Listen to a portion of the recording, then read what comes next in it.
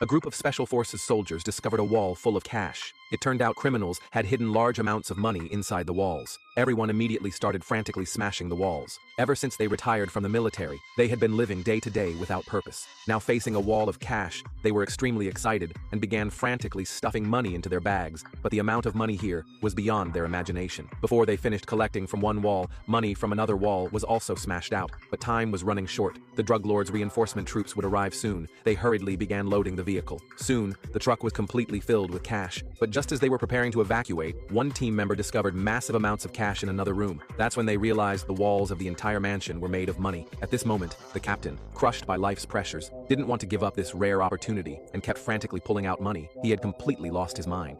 I gave us a 15-minute cushion. It's 12 minutes to the church, a 40-minute service, 12 minutes back.